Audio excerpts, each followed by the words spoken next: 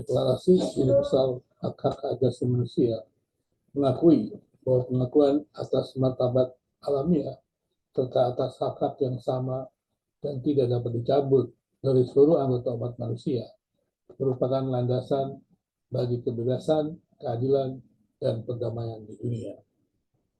Itu artinya hak asasi manusia bersifat universal. Tidak ada seorang pun yang tidak membutuhkan perlindungan hak asasi manusia. Karena itu, semua manusia bertanggung jawab untuk memberikan atau memenuhi hak seseorang atas hak asasinya. Deklarasi Universal Hak Asasi Manusia kemudian menjadi dasar bagi Kovenant Internasional tentang hak sipil serta Kovenant Internasional tentang hak ekonomi, sosial, dan budaya. Kovenant Internasional tentang hak sipil dan politik itu juga telah disahkan lebih dari 100 negara di dunia.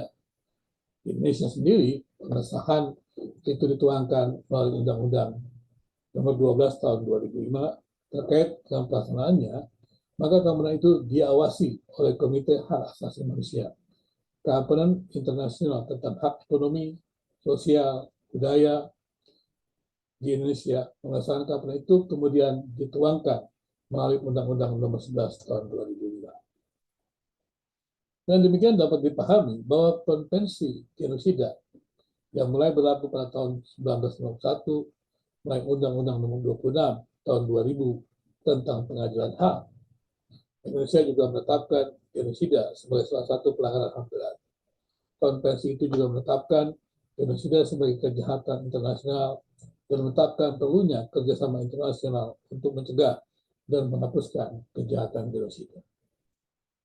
Demikianlah bahwa instrumen HAM itu mengikat dalam konvensi tentang penyiksaan, misalnya konvensi tentang penyiksaan dan perlakuan atau hukuman lainnya kejam, tidak manusiawi, dan merendahkan martabat manusia.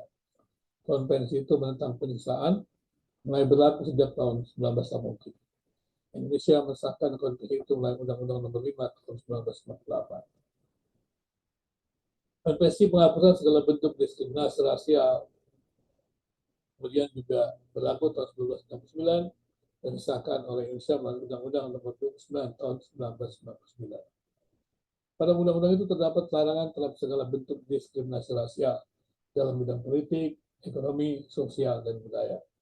Konvensi penghapus segala bentuk diskriminasi rasial itu juga menjamin hak setiap orang untuk diperlakukan sama di depan hukum tanpa membedakan ras, warna kulit, asal-usul, dan suku bangsa.